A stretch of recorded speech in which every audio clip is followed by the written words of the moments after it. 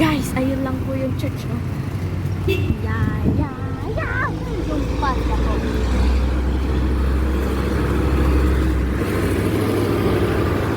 Pumunta lang po kami sa simbahan para mag-practice ng First Communion. Talala!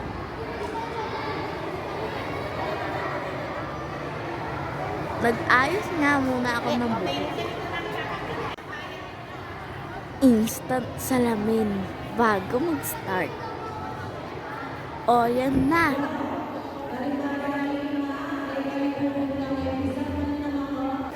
Hinuro rin sa amin kung anong gagawin. Kung papaano ang kamay at papaano ang sagot. Alam niyo yun?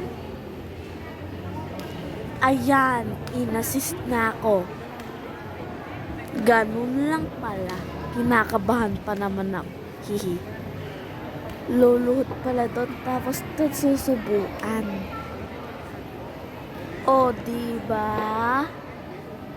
At sa sobrang saya, mali na pala akong doon. Nyak-nyak. Diba? Ayan na ako. Feel na feel ko yan. Lumampas ako sa upuan ko. Hehehe. Hello guys. Ngayon po, tapos na po ang practice. Pagkatapos pa lang tapos meron na akong kwintas. Binigay lang sa akin.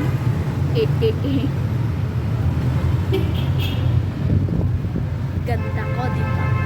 Tali pa. Diba? Maganda ako.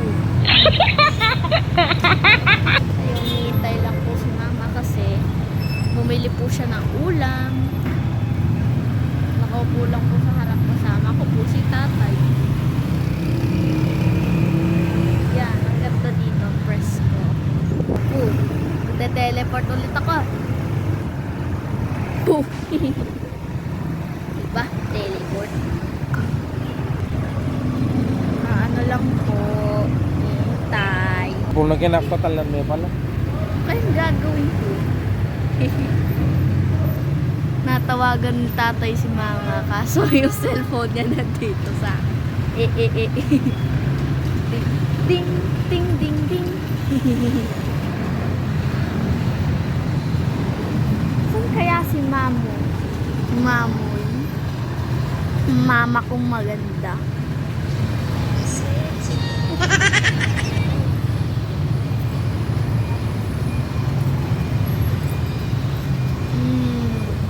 Ganda naman dito. Maya-maya lamang na kami. Ang daan ay sa harap ng school. Naglakad kami sa harap ng eskwelahan. Ayun, sa mga laro at takbo dyan.